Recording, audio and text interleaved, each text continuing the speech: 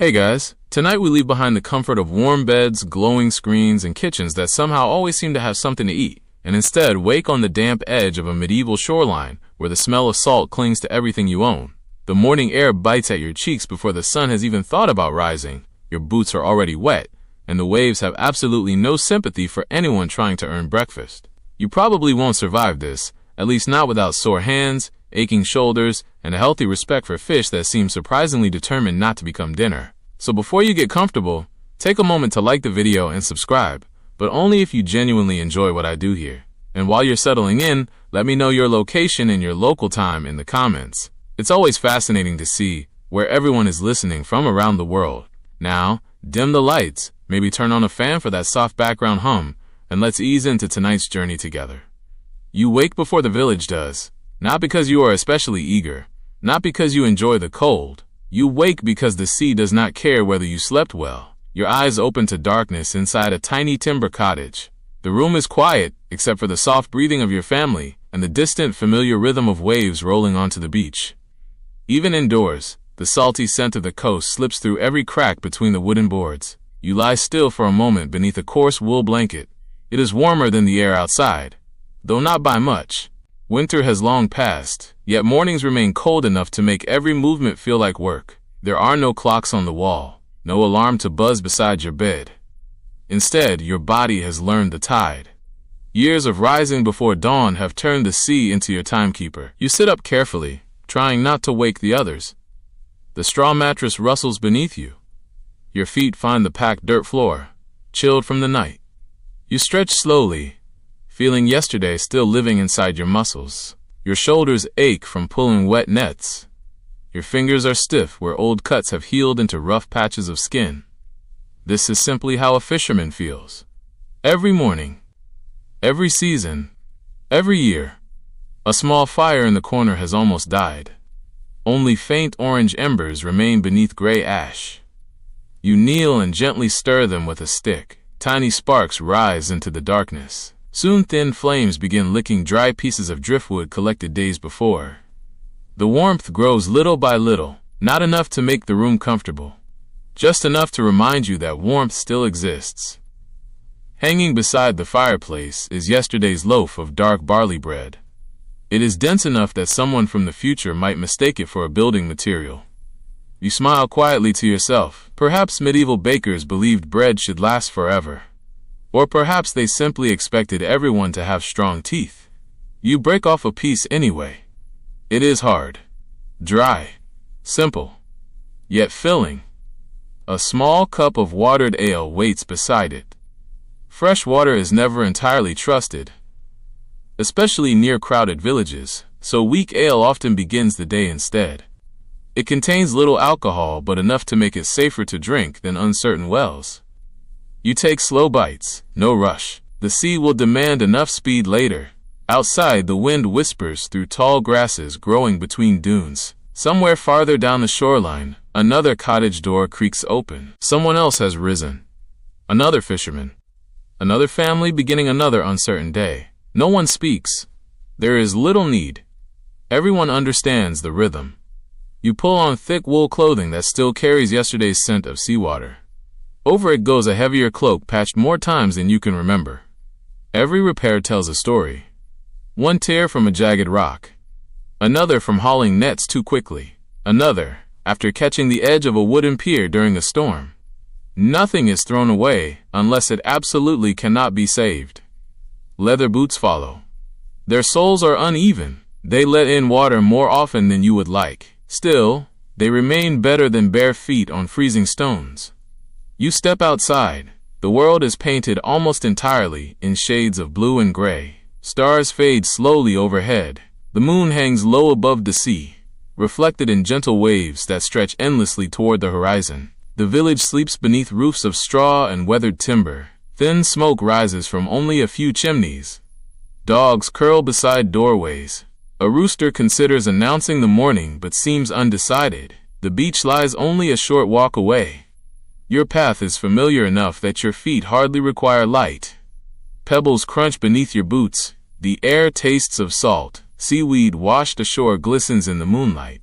A few gulls stand watching silently, already hoping someone else will soon catch breakfast. Fishing is never done alone for long. As you approach the shoreline, shadowy figures emerge from the darkness. Neighbors, friends, sometimes rivals, all carrying similar bundles of rope, baskets, hooks, and carefully repaired nets. There are quiet nods, small smiles, no long conversations. Words can wait until evening. Energy cannot. Your boat waits where yesterday's tide left it. It is not large, barely long enough for 2 or 3 men, built from oak planks fastened together by skilled village craftsmen years ago. It bears countless scratches earned honestly from waves and rocks alike. You run one hand along its side. Wood feels cold beneath your fingertips, yet dependable, like an old friend who never speaks but always arrives. Inside rests everything you own that truly matters for work. Coiled hemp ropes, wooden oars polished smooth by years of use. A small anchor made from stone and timber. Floats carved from cork, lead weights tied carefully onto heavy fishing nets. Nothing here is luxurious. Everything here has purpose. You inspect each knot, each rope, each hook. A broken line far from shore could mean losing the day's catch. Or worse. The eastern sky begins changing almost invisibly. Black softens into deep blue. Blue begins welcoming hints of silver. Morning approaches. You and another fisherman brace yourselves against the boat's side. Ready? A single knot answers. Together you push. Wood scrapes over damp sand. The sea reaches forward with small waves as though eager to reclaim what belongs to it. Cold water surrounds your boots. Another shove. Another. Finally, the boat begins floating freely. You climb aboard carefully. The wood rocks gently beneath your weight. You settle onto the rowing bench. The familiar creak of timber greets you like an old song. You grip the oars. One deep breath fills your lungs with crisp ocean air. The village grows quieter behind you. Ahead waits only open water, endless possibility, and whatever fortunes or disappointments the medieval sea has chosen for this particular morning. Without another word, you pull the oars through the calm water, leaving the sleeping shore behind, as dawn slowly begins painting the horizon with the first pale colors of a brand new day. The shoreline slips quietly behind you. It does not disappear all at once.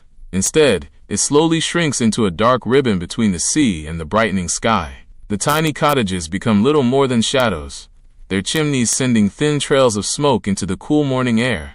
The only sounds now are the steady splash of your oars and the gentle creak of the old wooden boat.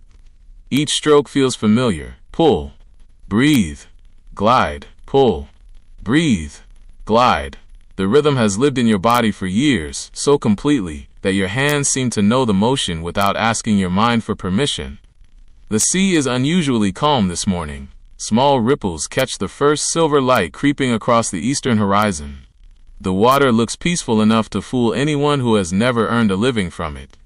But you know better. The sea never truly sleeps. It merely waits. A cool breeze brushes across your face. It carries the sharp scent of salt mixed with seaweed and damp wood. Tiny drops of seawater collect on your beard and cloak.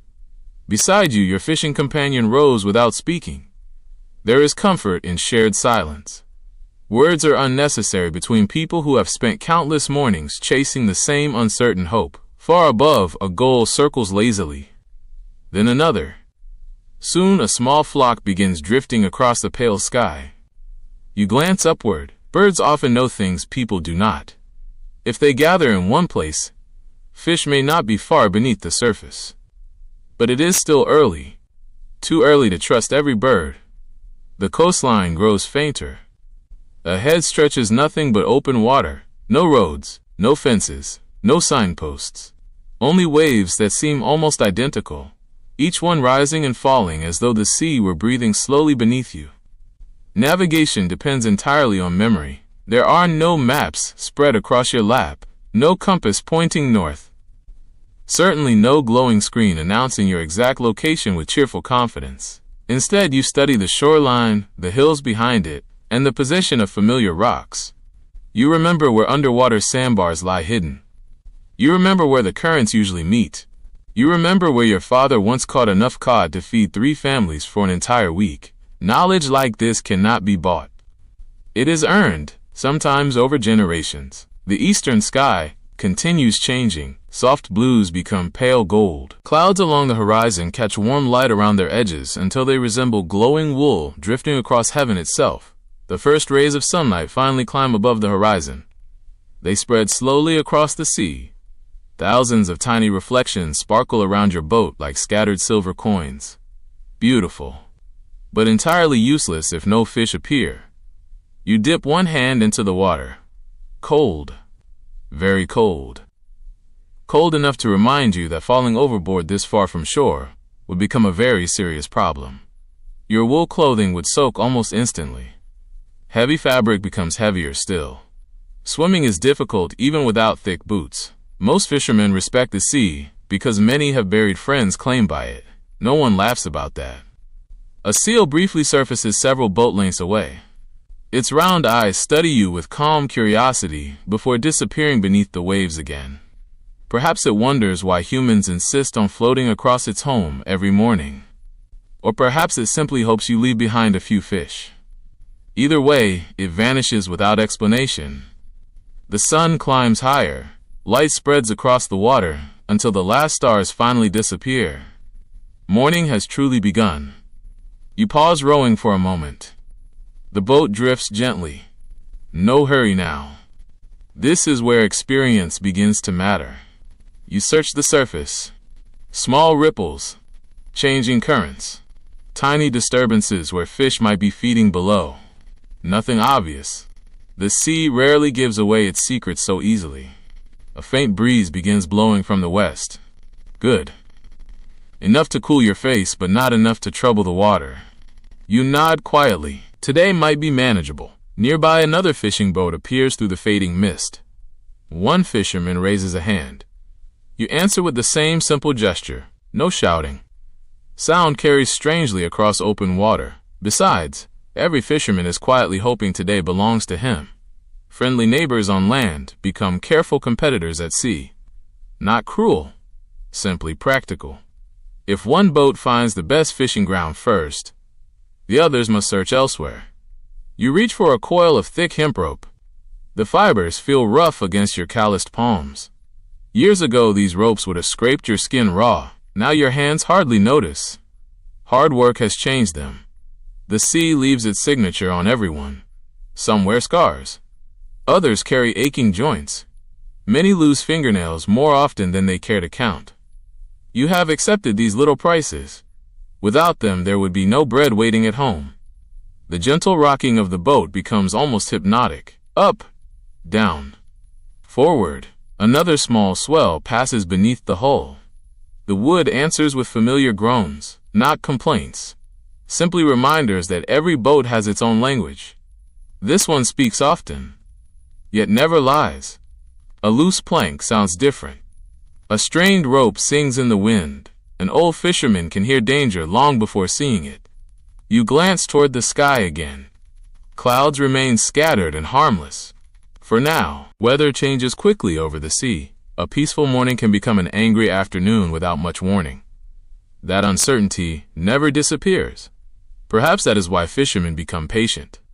The sea refuses to obey schedules. It ignores plans. It laughs at confidence. Only patience survives here. You remove your cap for a moment and let the breeze cool your forehead. The air smells wonderfully clean. Nothing but salt water and wind. No smoke from crowded streets. No noise from busy markets. Only nature speaking in whispers.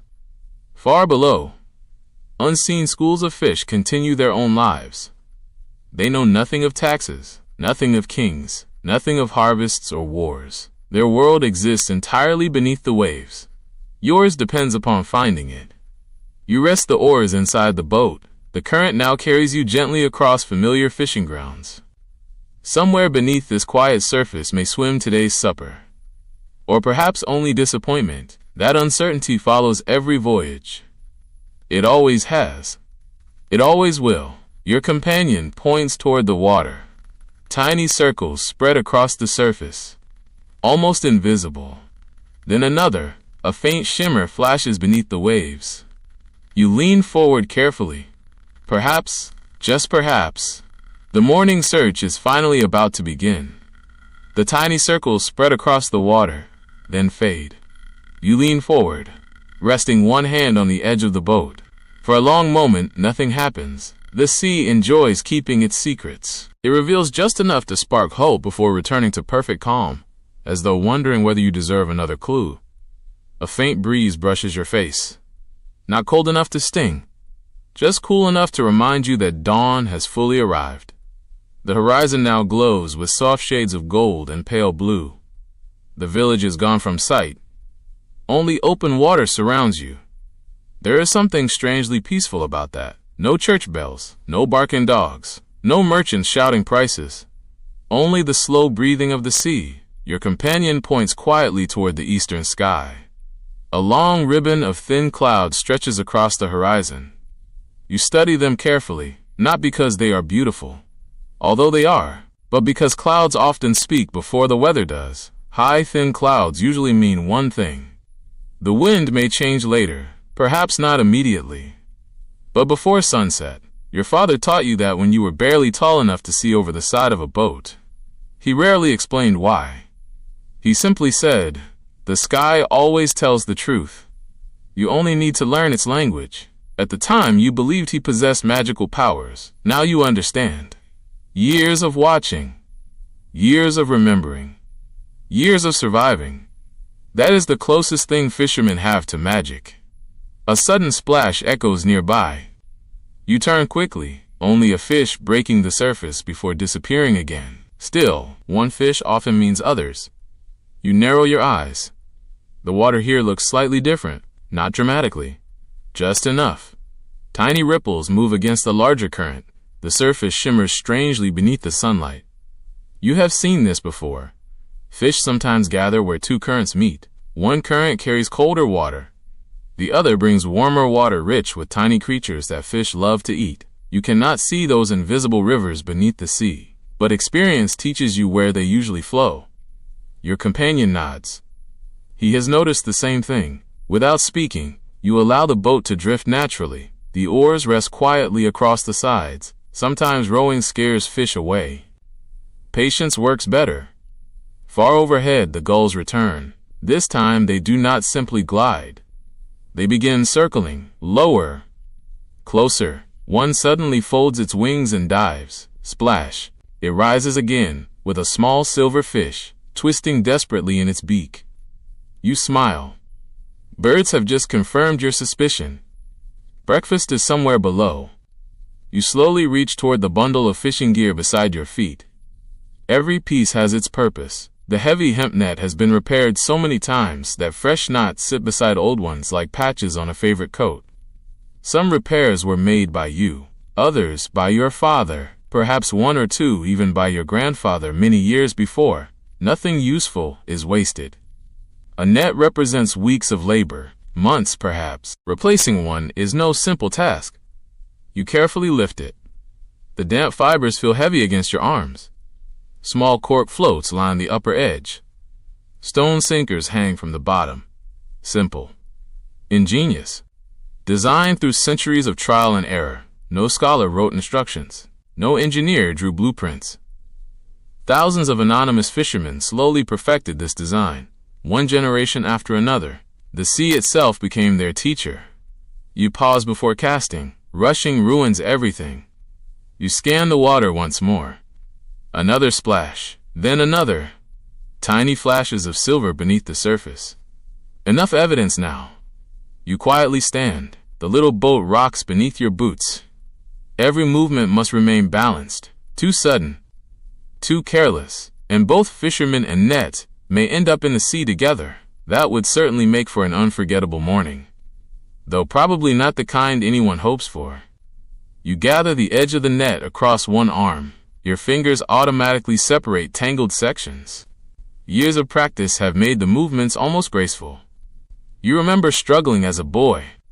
The net seemed enormous then. It twisted itself into impossible knots every time you touched it. Older fishermen laughed kindly while showing you again. And again. And again. Now your own hands move without hesitation. Knowledge has quietly settled into your muscles. The breeze freshens slightly, enough to ripple your cloak, not enough to worry you. You take one slow breath, then another. The sea is calm. The birds remain nearby. The currents feel right. This is as good a place as any. Around you, the ocean sparkles brilliantly. Every small wave catches sunlight before letting it go again. It feels almost hypnotic. Easy to forget that beneath this peaceful surface lives an entire unseen world. Great schools of cod, flatfish hiding in sandy bottoms, eels twisting through dark weeds, crabs creeping silently over rocks. Everything below continues its daily life, completely unaware that hungry humans float overhead. A dolphin suddenly appears in the distance. Its smooth gray body rises elegantly above the waves, before slipping beneath them once more. Then another. Your companion smiles. Dolphins often chase fish. Where fish gather, opportunity follows. The boat drifts closer. The water becomes astonishingly clear. For just a brief moment, you glimpse movement below. Hundreds, perhaps thousands, tiny silver bodies, turning together, as though controlled by one enormous invisible mind. They flash brightly, then disappear into darker water. Your heartbeat quickens, not from fear, from hope. This could be the moment every fisherman dreams about. You tighten your grip on the net. The cork floats knock softly against one another. The hemp rope slides across your palm. Everything is ready. The wind whispers. The gulls cry overhead. The waves gently lift your boat. Slowly, carefully, you begin the first cast of the day, sending the great handmade net unfolding through the cool morning air toward the shimmering sea below. The net leaves your hands with a quiet, practiced motion. For a brief moment, it seems almost weightless. The morning sunlight catches the damp hemp fibers as they spread through the air, opening wider and wider until they form a great circle above the sea. Then gravity quietly reminds the net of its purpose. The stone weights pull downward. The cork floats remain above. With a soft series of splashes, the net settles across the shimmering water. Ripples spread outward in perfect rings. You remain completely still. There is nothing more to do now. The sea has accepted your offering. Whether it returns that kindness is another matter entirely. Your hands stay wrapped around the thick rope attached to the center of the net. It feels rough and damp. The familiar texture presses into your calloused palms. You have held ropes like this for so many years that your fingers instinctively judge their weight. Too light. The net is empty. Too heavy. Perhaps fortune has smiled. For now it feels somewhere in between. The boat drifts gently. The only sounds are small waves tapping softly against the wooden hull, and distant cries of gulls circling overhead. One gull lands on the water not far away. It watches you with bright, curious eyes, almost as if it, too, is waiting to discover what lies beneath the surface. Minutes pass slowly. Fishing has always been an exercise in patience. Anyone expecting constant excitement would quickly choose another profession.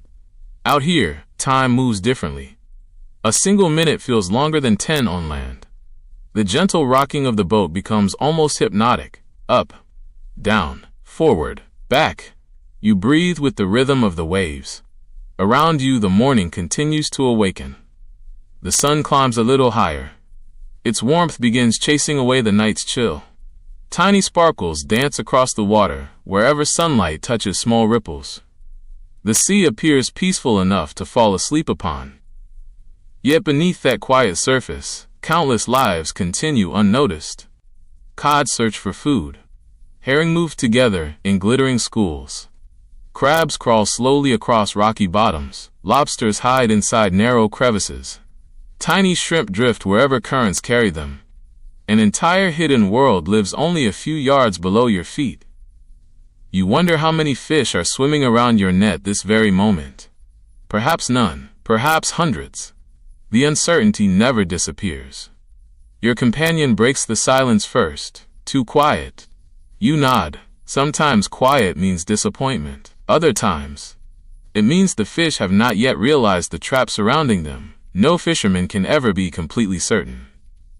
A cool breeze brushes across your face once more. You glance toward the sky. The thin clouds remain harmless. Good. Weather still favors you. The rope suddenly twitches. Only once. You freeze. Did you imagine it? No. There it is again. A gentle pull. Almost too light to notice. Your fingers tighten instinctively. You exchange a quick glance with your companion. Neither of you speaks. There is no need. The sea has finally answered. Very carefully, you begin pulling the rope. Not quickly. Never quickly. A frightened school of fish can burst through weak sections of a net. Steady pressure works better. Hand over hand, slowly, patiently, the wet rope slides across your palms. Water drips back into the sea. The first cork float appears on the surface, then another. Then another. The great circle of the net begins rising from beneath the waves. It feels heavier now. Noticeably heavier. Your shoulders immediately recognize the difference. Hope quietly grows inside your chest. Perhaps, just perhaps, this morning will be worthwhile after all. You continue pulling. Each movement demands strength. The wet hemp weighs far more than dry rope. Add water. Add stone sinkers. Add struggling fish. Suddenly, the simple task becomes exhausting. Your muscles tighten. Your back begins to ache. You lean backward for extra leverage. The wooden boat rocks gently beneath your shifting weight. Your companion joins you. Now 4 hands pull together. The rope grows tighter. Whatever waits below does not wish to leave the sea. That is understandable. If someone attempted pulling you into an unfamiliar world, you might resist as well. The thought almost makes you smile. Almost. Another powerful tug shakes the rope. Definitely fish. Quite a few of them. The cork floats now surround the boat. Water inside the circle churns with movement. Silver flashes appear beneath the surface. Your heartbeat quickens. You pull harder. The net slowly emerges. First the upper edge, then the glistening mesh beneath. Suddenly, the morning sun reflects from dozens of shining bodies trapped inside. Fish. Many fish.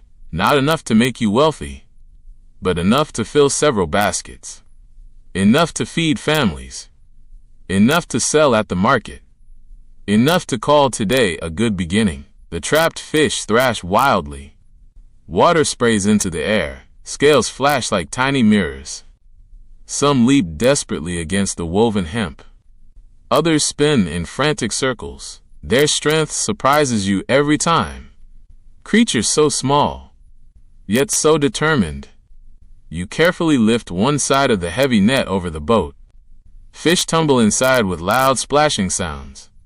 The wooden floor instantly becomes alive, with silver bodies flipping in every direction. One particularly energetic fish nearly escapes over the opposite side. Your companion catches it just in time.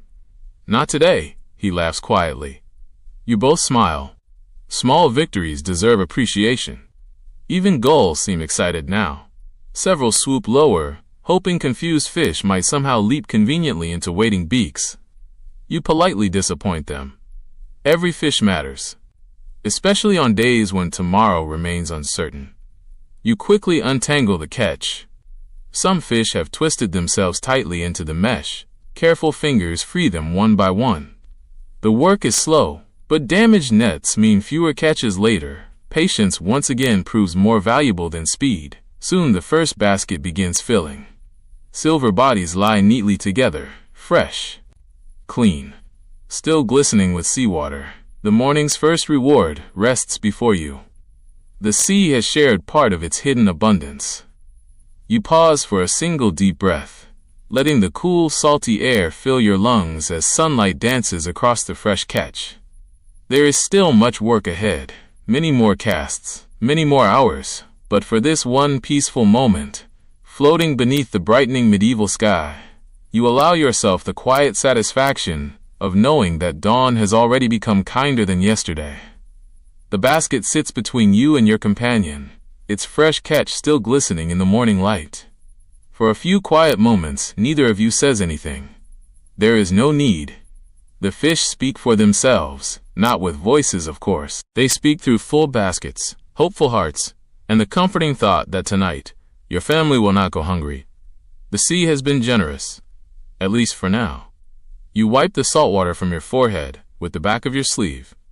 The morning sun has climbed higher, warming your shoulders through the thick wool cloak. It feels pleasant after the icy hours before dawn. A soft breeze continues moving across the open water. Gentle, refreshing, predictable. The kind of weather every fisherman quietly appreciates without expecting it to last. You begin folding the net carefully. Every loop of hemp rope is placed exactly where it belongs. Every cork float is checked. Every stone weight examined. A careless fisherman spends twice as much time untangling his gear during the next cast. Experience has taught you that 5 extra minutes of careful work now can save half an hour later. The boat rocks lazily beneath your feet. Somewhere beneath the surface, another school of fish passes unnoticed. The sea rarely runs out of life. It simply hides it well. Far across the water, you notice several other fishing boats, tiny dark shapes against the bright horizon. Each crew follows its own instincts. Each believes it has chosen the best fishing ground. Perhaps they have. Perhaps not. No fisherman ever reveals his favorite spot willingly. Some secrets feed families for generations. A gull lands on the edge of your boat. Bold little creature, it tilts its head and stares directly into the basket. Its bright eyes seem to ask whether you might accidentally drop breakfast overboard. You smile. I'm afraid you'll have to work for yours. The gull appears unimpressed. After waiting another few moments, it flies away in search of someone less careful. You chuckle quietly. Even the birds have learned to bargain. The sea remains calm, almost too calm. Something about the air feels different now. You pause. Close your eyes. Take one slow breath. The smell has changed. There is still salt, still seaweed. But now, something cooler, sharper. The wind has shifted, only slightly. You open your eyes and study the horizon again. Those thin clouds you noticed earlier have grown thicker. Still beautiful. Still harmless looking. Yet they no longer seem quite as peaceful. Your father used to say the sea whispers before it shouts. Most newcomers only hear the shouting. Old fishermen learn to hear the whisper. You quietly lower one hand into the water again. The temperature feels cooler than before, not by much. Just enough. Tiny changes often become large ones by afternoon. Your companion notices your expression. Wind changing? You nod slowly. I think so. Neither of you sounds worried. Not yet. Concern arrives later. Preparation comes first. You both understand the unspoken rule. Never argue with the weather. You may survive a poor catch. You may survive hunger. Few survive arrogance. The breeze strengthens. Small ripples begin chasing one another across the water. Nothing dangerous. Simply different. The surface that looked like polished glass an hour ago now carries tiny wrinkles from horizon to horizon. The boat begins rocking with slightly greater confidence. Still gentle, still comfortable, but no longer perfectly still. You glance upward. The gulls have changed their behavior too. Earlier they circled lazily. Now they fly lower, more directly, as though eager to finish their own fishing before something arrives. Birds notice weather long before people do. You have trusted them since childhood. The rope tied around the basket shifts as the boat rolls. You secure it more tightly. One careless wave could send breakfast back to the sea.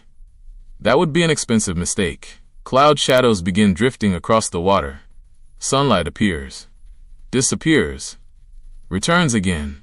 The ocean changes color every few minutes. Bright blue becomes deep gray. Gray becomes silver. Silver becomes green. The sea enjoys changing clothes throughout the day. You reach once more for the folded net. There is still time for another cast. Perhaps 2. Perhaps only 1. No one knows. The weather decides. You scan the water carefully. This time there are fewer splashes. The earlier school has moved on. Fish rarely remain in one place for long. Always swimming. always searching, always escaping something larger. Much like people. A sudden gust catches your cloak, stronger than the earlier breeze. The boat turns slightly. You correct its position with one careful stroke of the oar, not difficult, just noticeable. Far away, a faint rumble reaches your ears. You stop moving. Was that thunder, or simply waves striking distant cliffs? The sound comes again, soft, almost hidden beneath the wind. You cannot be certain. The clouds now gather more confidently along the western horizon. Dark gray replaces soft white, still far away, yet impossible to ignore. The sea has finished whispering. Perhaps it is beginning to clear its throat. You and your companion exchange another silent glance. No panic, only understanding. Every fisherman knows this moment. The difficult question, stay longer for a larger catch, or return safely with what you already have. Greed has drowned more sailors than storms. Still, the water immediately around you remains calm. One more cast may be possible. One final chance before the sky makes its decision. You stand carefully. The folded net rests across your arms once again. The breeze lifts the edge of your cloak. Clouds drift steadily closer. The gulls continue flying toward shore. The sea waits silently beneath your boat. Patient, ancient, impossible to predict completely. You take a slow breath of cool, salty air, tighten your grip on the heavy hemp net, and prepare to test your luck one more time before the weather decides whether this peaceful morning will remain a gentle memory or become a story told beside winter fires for many years to come. You stand quietly at the center of the boat, the folded net resting across your forearms. The breeze is stronger now, not enough to frighten you, just enough to remind you that the sea never stays the same for long. A few moments ago, the water looked almost like polished glass. Now countless tiny ripples race across its surface, each catching sunlight before disappearing again. The clouds continue their slow journey from the western horizon. Dark gray edges spread steadily beneath the bright morning sky. The sun still shines, but its warmth arrives only in brief moments between drifting shadows. You breathe deeply. Salt, seaweed, cool wind. There is another scent now. Rain. Still distant, still faint, yet unmistakable. You have smelled approaching storms often enough to recognize them before the first drop ever falls. Your companion notices it too. He lifts his chin toward the wind. Not yet, he says softly. No, you answer. But soon. The conversation ends there. There is little value in discussing weather that refuses to listen. Instead, both of you quietly prepare for one final attempt. The folded net feels heavier than before, not because it weighs more, because your arms have already spent hours working. The muscles across your shoulders ache pleasantly. Your palms sting where damp rope has rubbed against old calluses. Tiny cuts left by rough hemp have begun collecting grains of salt. They burn just enough to remind you they exist. You hardly notice anymore. Pain has become another tool of the trade. A small wave taps against the side of the boat, then another. Slightly larger, nothing dangerous, only different. You kneel beside the basket and count the catch without really counting. Your eyes know roughly how much lies inside. Enough for the market, enough for home, enough to justify returning now. Yet, there is always that quiet voice. Just one more cast. Perhaps another basket. Perhaps twice today's earnings. It is the same temptation every fisherman faces. Every voyage. Some ignore it, others cannot. The sea remembers both kinds. A distant boat turns toward shore. You watch its sails shift with the changing wind. They have made their decision. Home. Another boat farther away continues fishing. Perhaps they see something you do not. Or perhaps they simply enjoy taking chances. You wish them luck. They may need it. The waves grow slightly taller, still gentle, still rolling beneath your boat with slow, graceful movements. The motion rocks you back and forth almost like a cradle. Had you not been working since before dawn, you might almost feel sleepy. The steady rhythm has that effect. Up, down, lift, settle, lift, settle. The sound of water brushing against wood becomes almost hypnotic. You glance beneath the surface. The clear water has changed. Earlier, sunlight reached surprisingly deep. Now drifting clouds darken everything below. Fish become harder to spot. The sea closes its curtains. You grip the edge of the net. The coarse hemp scratches your fingers. Every knot tells a story. One repaired after striking sharp rocks. Another mended during a cold winter evening beside the fire. Another tied by your father many years ago. His hands are gone. His knots remain. In small ways he still fishes beside you. The thought brings quiet comfort. The breeze stiffens again. Your cloak flutters more noticeably. Loose strands of hair escape beneath your cap. A few drops of seawater spray across your face as the bow cuts through a taller swell. Cold, refreshing, awakening. A pair of cormorants suddenly rises from the water ahead. They beat their wings rapidly, flying low across the waves before disappearing into the distance. Unlike gulls, they hunt beneath the surface. Excellent fishermen in their own right. Sometimes you envy them. No boats, no nets, no taxes, only instinct. Life seems simpler with feathers. The rope securing your basket creaks quietly. You check it again. Always check. Confidence sinks boats faster than broken planks. Far overhead, the clouds slowly cover more of the sun. Light fades, returns, fades again. The ocean changes color every few minutes. Steel blue, dark green, silver gray. Each shade carries its own quiet beauty. You wonder how many mornings like this you have witnessed. Hundreds? Thousands? Eventually they blur together. Yet each remains different somehow. No two tides are identical. No two winds blow exactly alike. No two mornings tell precisely the same story. That is why fishermen never truly grow bored. The sea refuses repetition. Your companion stands beside you. Without speaking, both of you lift the folded net. Years of working together have made words unnecessary. He knows when to pull. You know when to release. Practice has become its own language. The boat drifts across another promising stretch of water. Small disturbances appear again. Tiny flashes. Quick movements beneath the surface. Not as many fish as before, but enough, perhaps. You wait, patience once more. Never hurry. The wind pauses briefly. The sea calms for one precious moment, almost inviting. Now, you step carefully toward the edge of the boat. One deep breath. Your muscles tighten. The heavy net rises into your arms. The cork floats knock softly together. Stone sinkers hang ready beneath them. You swing with smooth, practiced motion. The great circle begins opening above the water once again. Behind you, dark clouds continue their slow approach. Ahead of you, the sea offers one final chance. Suspended between sunlight and storm, you release the net into the cool morning air, wondering whether this last cast will reward your courage, or gently remind you that every fisherman must eventually know when it is time to turn toward home. The great net opens above the water one last time. Its wide circle hangs in the air for the briefest of moments, almost graceful enough to resemble a giant seabird spreading its wings.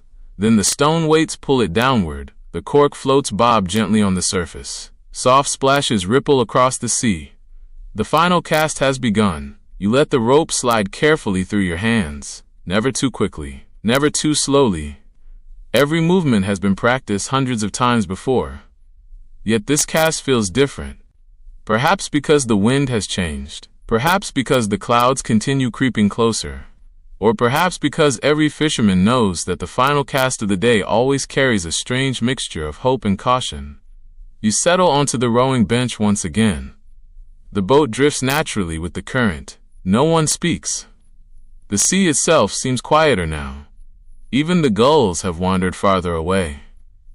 Only the occasional cry reaches you through the cool morning air. The silence feels almost sacred. You close your eyes for just a moment. The boat rocks gently beneath you. Forward, back, forward, back. The rhythm is so steady that it almost feels like breathing. It reminds you of childhood. You remember sitting in your father's boat, your feet too short to reach the bottom boards comfortably.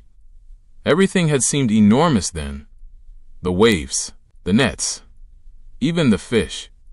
You had asked endless questions. How deep is the sea? How many fish live down there? Can the sea ever become completely empty? Your father rarely answered directly. Instead, he smiled. The sea always keeps a few mysteries. At the time, that answer had been terribly disappointing. Now you understand. Some questions never truly receive answers. They simply become companions throughout life. The rope gives the faintest tremble. You open your eyes immediately. Too soon. Probably only the current shifting beneath the net. You wait. Patience.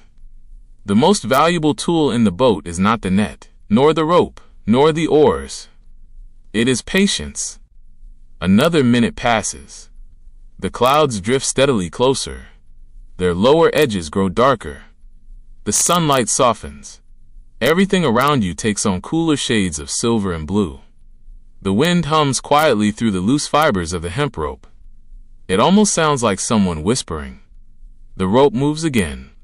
Longer this time, not a sharp tug. A slow, steady pull. Your companion notices it too. His eyes meet yours. Neither of you smiles. Not yet. Hope should always remain humble until the work is finished. You begin pulling. Slowly. Hand over hand. The rope feels heavier than before. Definitely heavier. Water drips steadily from the hemp as it emerges. The first cork float appears. Then another. The boat rocks gently with every pull. Your shoulders complain immediately. The earlier catches have already tired your muscles. Every movement now demands more effort. Your breathing becomes deeper, slower, measured. The rope tightens. Something alive struggles beneath the surface, not violently, steadily. The weight feels different from before. Larger, your companion braces his feet against the wooden floorboards.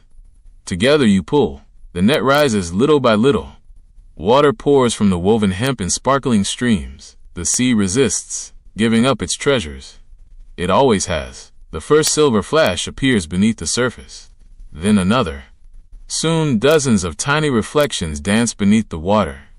Your heartbeat quickens. There are many. Far more than during the first cast. The net breaks the surface. Immediately the sea erupts with movement. Hundreds of silver fish twist and leap together. Their scales catch what remains of the sunlight, turning the entire net into a glittering curtain of moving light. Water sprays across your face. Cold droplets run through your beard. One fish leaps completely free, only to land directly inside the boat. A remarkably helpful mistake. You cannot help laughing quietly. Even your usually serious companion grins. It saved us the trouble. The fish seems to disagree. The net feels incredibly heavy now. Every muscle in your back strains. Your arms tremble. The wooden boat tilts slightly toward the weight. Carefully, very carefully, you lift one side over the gunwale. A cascade of fish tumbles into the boat. Splash, splash, splash. Dozens upon dozens. The floorboards disappear beneath shimmering silver bodies. The sound is astonishing. Flapping tails, slapping fins, splashing water, wood creaking beneath the sudden weight. For a few moments, the tiny boat seems completely alive. The gulls instantly return, as though they had been waiting just beyond sight. Their cries grow louder. Several circle directly overhead. One dives, hopefully. You wave an arm. Find your own breakfast. The gull climbs back into the wind, with obvious disappointment. You kneel immediately. Every second matters now. Fish trapped too long in tangled netting damage both themselves and the precious hemp. Carefully you begin freeing them. One by one. Your fingers move automatically. Lift. Untwist. Release into the basket. Repeat. Lift. Untwist. Release. The rhythm continues almost without thought. Soon the first basket overflows. You begin filling the second. The catch is better than you dared hope. Not miraculous, not legendary, but excellent. Excellent enough that your family will eat well. Excellent enough that extra fish can be salted for winter. Excellent enough that perhaps, just perhaps, a few coins might remain after paying taxes and buying fresh rope. The storm clouds continue approaching. Closer now. The breeze grows cooler. Tiny whitecaps begin appearing farther out across the sea. The weather has made its decision, fortunately. So have you. You glance toward the two full baskets, resting safely inside the boat. Then toward the darkening horizon. There is no longer any question. The sea has already given enough today. Greed asks for another cast. Wisdom reaches for the oars. You wipe your wet hands against your wool cloak, offer one quiet nod of gratitude to the vast medieval sea stretching endlessly around you, and turn the bow of the little wooden boat toward the distant shoreline, where smoke rises gently from village chimneys, and the promise of home waits beyond the rolling waves. The bow of your little wooden boat now points toward home. Behind you, the fishing grounds slowly disappear beneath the gathering storm. Ahead, somewhere beyond the gentle rise and fall of the waves, lies your village. You cannot see it yet. Only the faint outline of distant cliffs breaks the horizon. Still, you know exactly where you are.